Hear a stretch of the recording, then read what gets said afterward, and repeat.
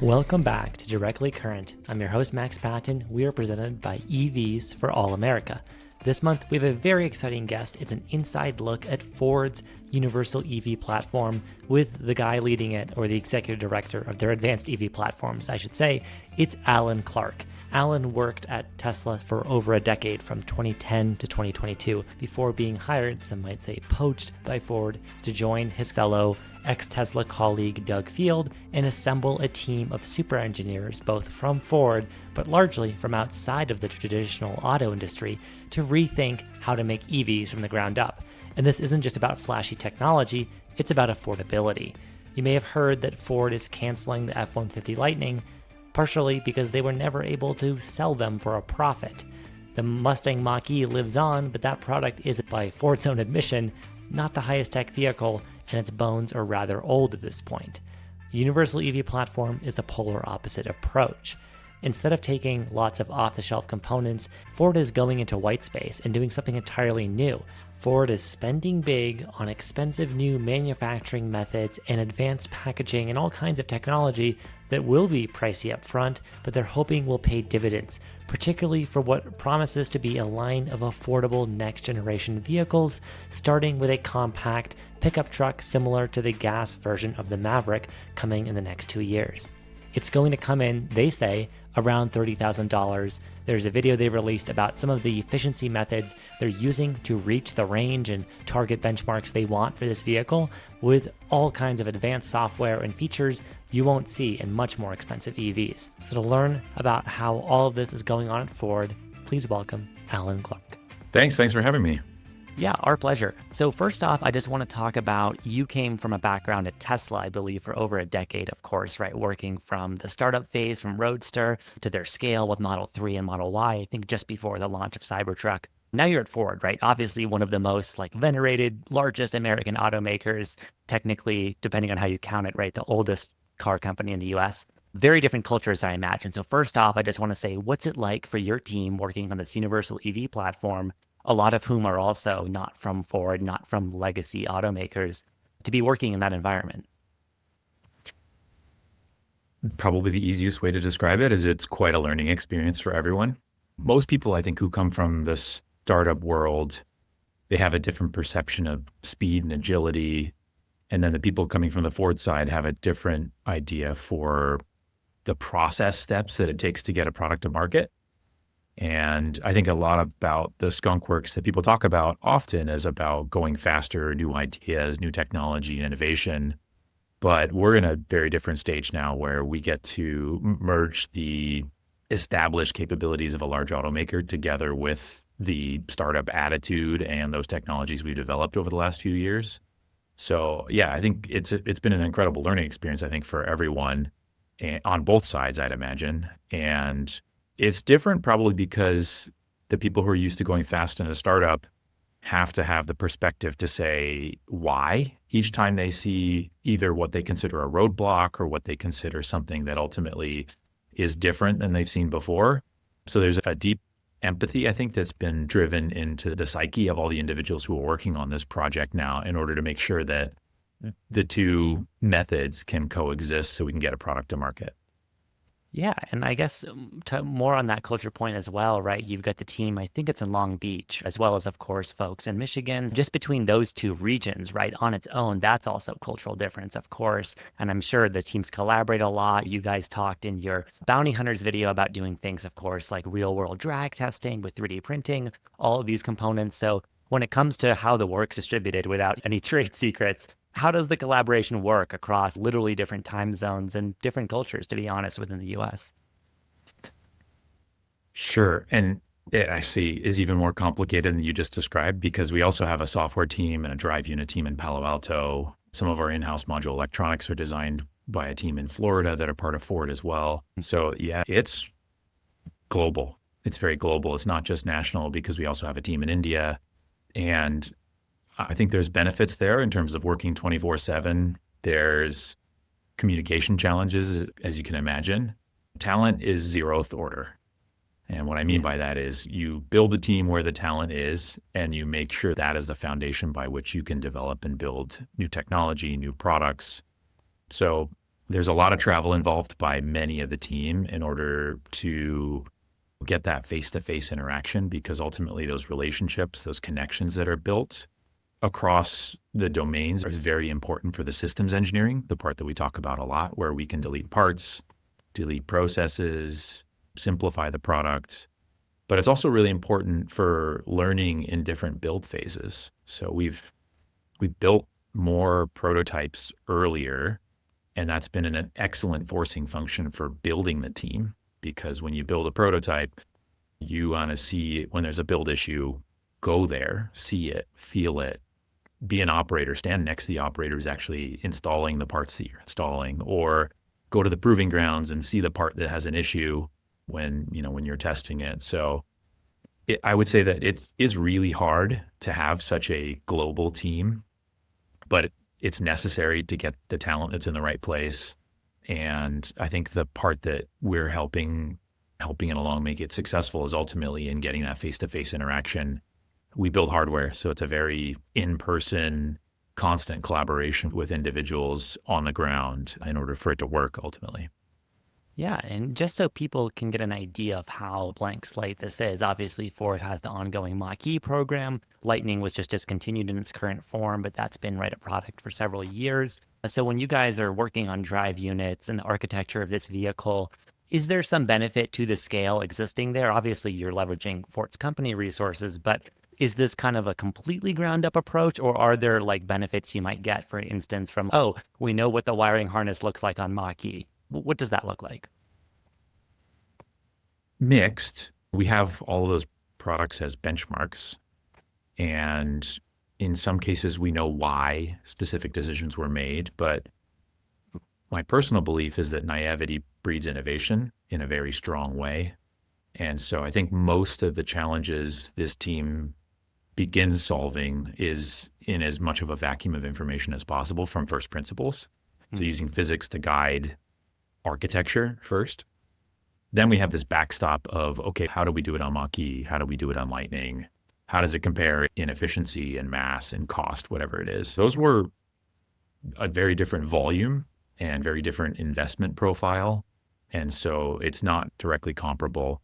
However, I think some of the most beneficial parts of having done those is we knew how to assemble those. We knew how to do some of the calibration processes and do things like a battery management system, things like drive unit controls.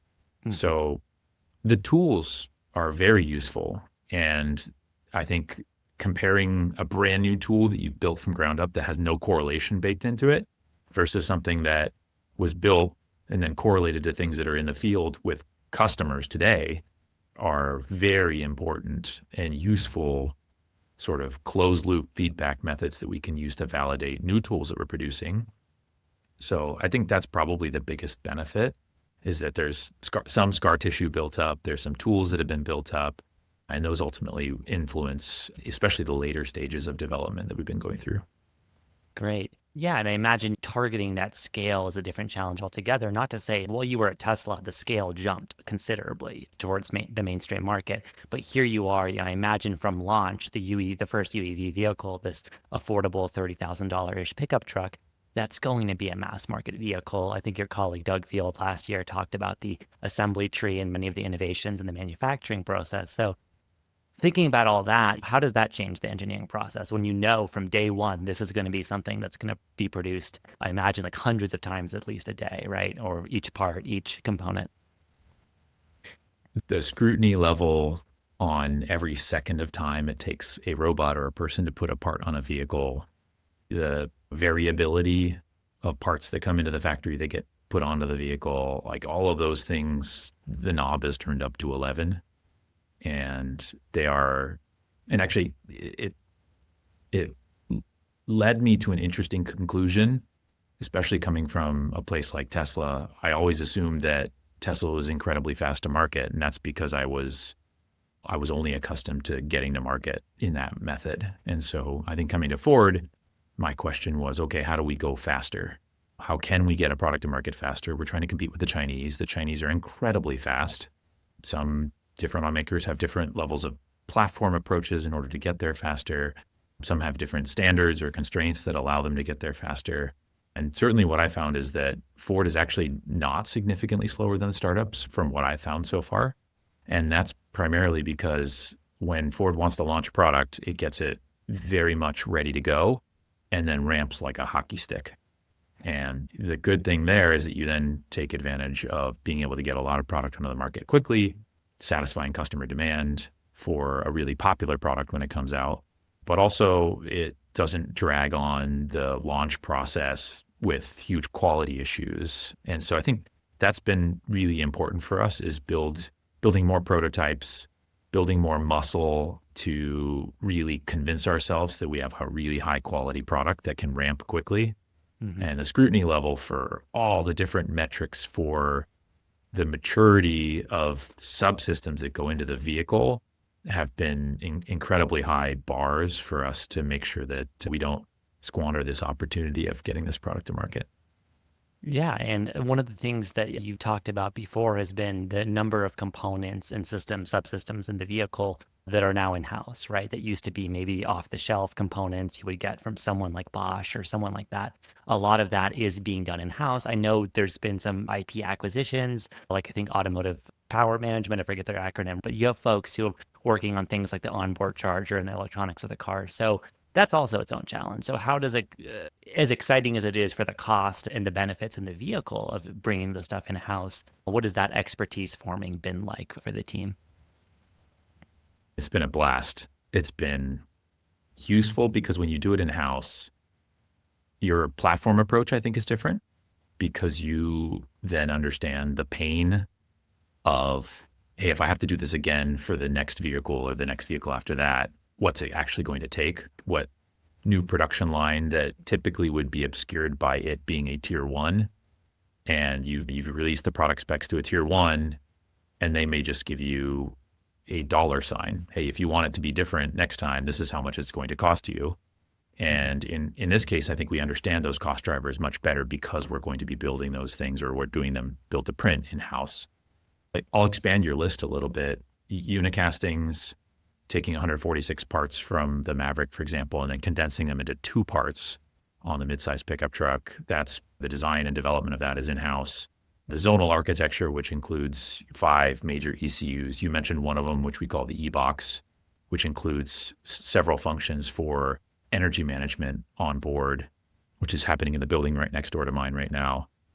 The vertical integration of the software, again, building scar tissue and muscle at the same time in developing that, understanding how to be flexible, how to go quickly with even the battery as well. Like we're licensing the technology from the largest battery company in the world, but we're building them ourselves in Marshall, Michigan. So having the capability to vertically integrate that means we understand the cost drivers, we understand the supply chain very well. We also have an incredibly new or high quantity of new suppliers that have either never sold Ford parts before or been our partners before, and many that have never worked on the parts that we're asking them to help us with on this platform. So it's not just the vertical integration, it's also asking our partners to step up in areas that they can also do systems integration work and help us succeed. But all of that enables into a product something we've talked about quite a bit, which is the assembly tree. I think you mentioned that earlier. When we put this thing together, it will make the factory profoundly look different. When you build a vehicle a different way or you architect the vehicle in a different way, it is a manifestation of having manufacturing involved very early in the architecture of the platform and the product. And as a result, the factory, as you walk through it, will look different than any other Ford factory. And if all goes to plan, it'll be more efficient. It'll allow more automation. It'll allow less parts in progress or less assemblies in progress, which ultimately leads to higher quality.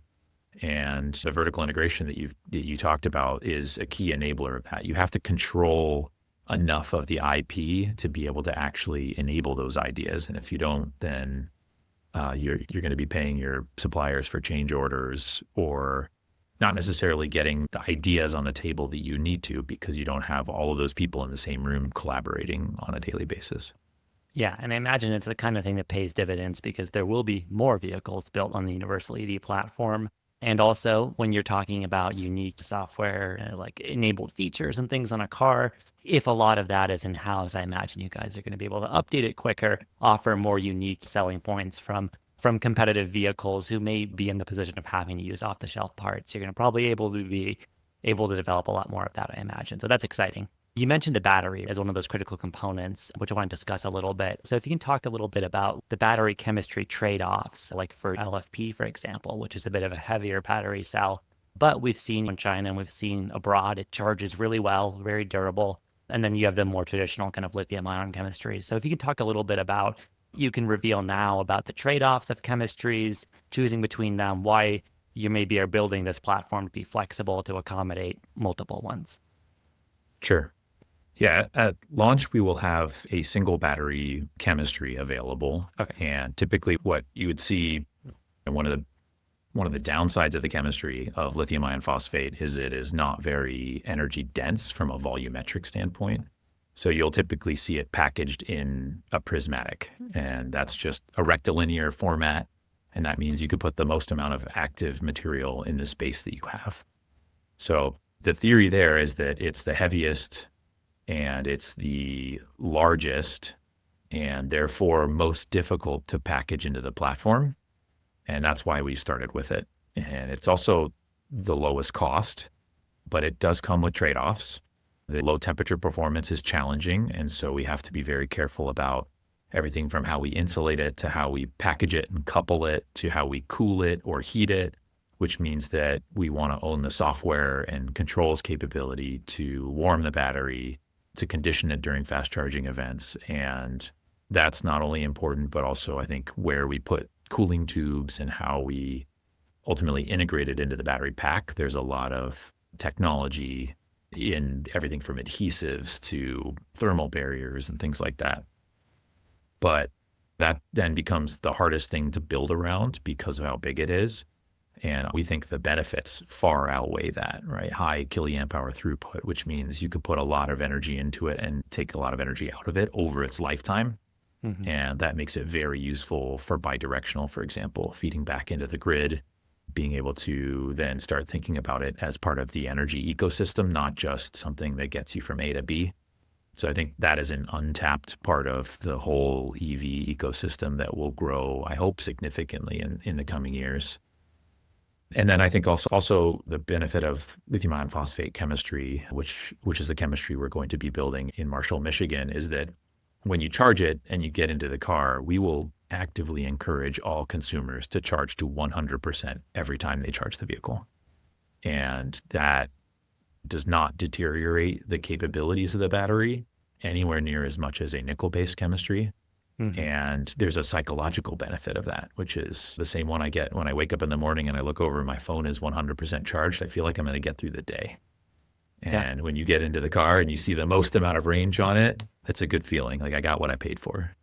Yeah, it's a good feeling. And I imagine too, we've seen in other vehicles, LFP be having that narrower voltage band, getting the nerdier stuff benefits actually, in fact, from being able to calibrate at the top level. So that's something that I think homeowners will really like. The bidirectional stuff, also very exciting news. When you're looking at licensing this technology, but of course, building it onshore in Michigan, what are the benefits of that versus getting, let's say, an off-the-shelf battery from CATL or another supplier in a more kind of, let's say, traditional transactional way? What are the benefits of, do you get maybe more rapid like product iteration if you find out, oh, the way we're putting these cells in the body doesn't fit this way, or we can change something? Can you go into a little more detail about maybe some of the integration benefits you're getting from building them here? Much like anything you vertically integrate, you learn at a higher velocity, and then you apply closed loop learning to reduce costs, improve performance, improve quality, whatever it is. We have a very short feedback loop to have understanding and then application of new ideas. So there's understanding the supply chain part of it. And the supply chain part is important so that we can have the best supply chain, have the capability as well to have competitive suppliers of each of the raw materials.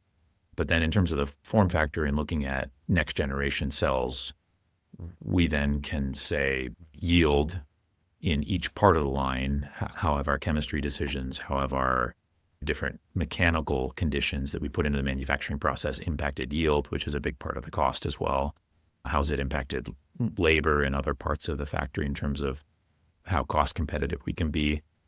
So yeah, I think generally speaking, it's the same reason why we want to vertically integrate some other areas of the vehicle. It's we can either understand it ourselves and be closed loop in the feedback, or we can be paying a tier one supplier to be learning. And ultimately then they keep most of that learning. And that leaves apart the practical part of it, which is I think we want the shortest chain possible from a logistics cost standpoint to get the battery into a pack and then the pack into a vehicle and then the vehicle into a customer's hands.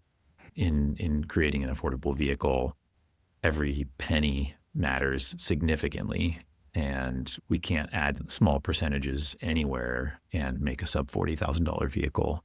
And that's ultimately the goal. And back to that kind of systems engineering approach of just having this fixed goal, looking at the battery size, looking at the range that'll get you in the vehicle.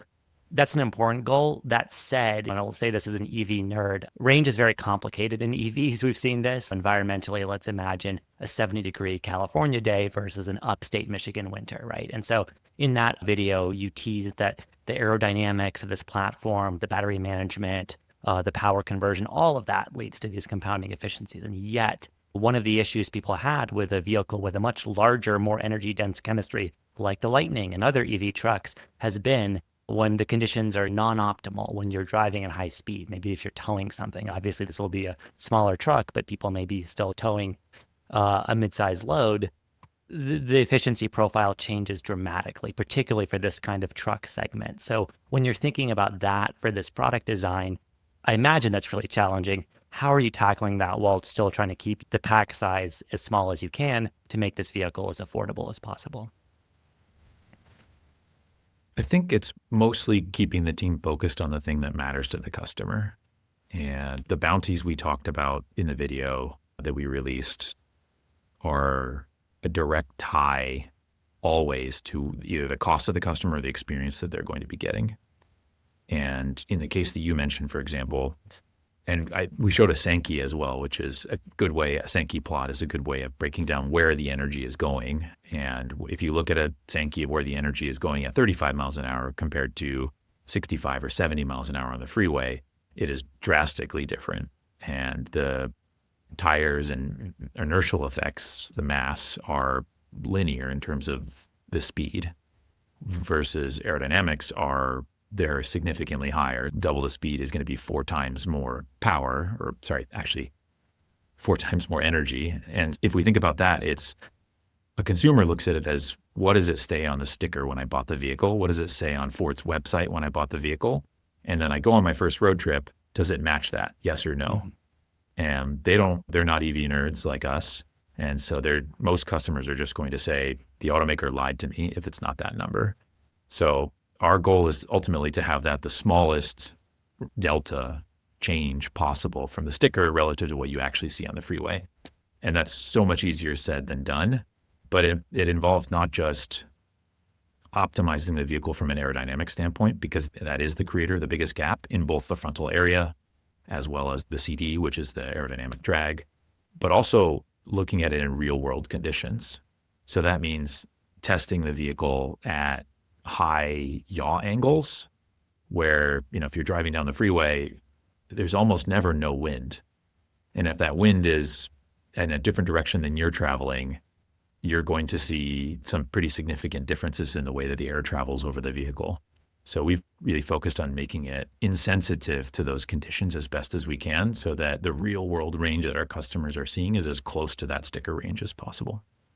Yeah, it's great to hear. And I think consistency is important. It's something we've seen from Ford, even with the older technology. Like, I think as an EV nerd, right, the way the Lightning may not have the most impressive peak charging, but holds a very flat curve, which means if you are a customer road tripping it, it's a pretty consistent experience. Now, I know with this platform, affordability being the focus, you're not prioritizing the bleeding edge performance of charging or energy density. What do you think? I know you've been pretty adamant that your team's very confident that this vehicle is going to be, being a pure EV, this kind of platform, it's the best approach to bring an amazing product to all the customers it's for.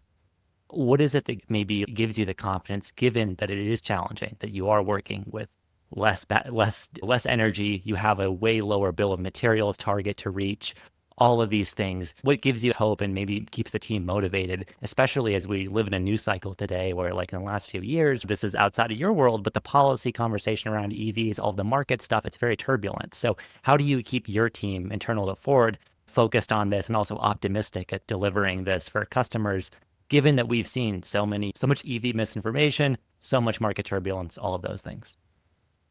I think the maturity level of our cost estimates, given our partners in the supply chain work that we've done, is pretty high. We've been through a turbulent few years with tariffs and headwinds ultimately with incentives.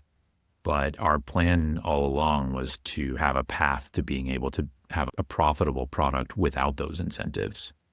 And so we've been really focused on that. So despite the fact that they've really been a challenge, they weren't the crutch that was holding us up for the long term. And luckily, Ford's leadership, I think, has seen this project as not just a 1 year or 2 year quick benefit to the company. It's a decade plus investment to compete in the global market. The second thing really is having driven the vehicle. I think you can theorize and create models all day long, but when you take those first vehicles that you've done literally thousands of crash tests in the computer and you do the first crash tests and it goes well, and then you build another iteration of that vehicle and then you go drive it on the proving grounds, and the hypothesis that, hey, if we integrate the battery this way and we do this and that, it'll be a really fun to drive vehicle. You'll never get that until you actually drive it. And so that the product part of it, the modern digital experience, like all of that, the team is experiencing now and building even more confidence that this will be a successful product in the marketplace. But I think generally speaking, the DNA being a Ford product, being a mid-sized pickup truck, which ultimately is a space that I think customers really trust Ford in delivering. And the fact that we know so many of these customer use cases over decades of building pickup trucks really sets us up for a high possibility of success here.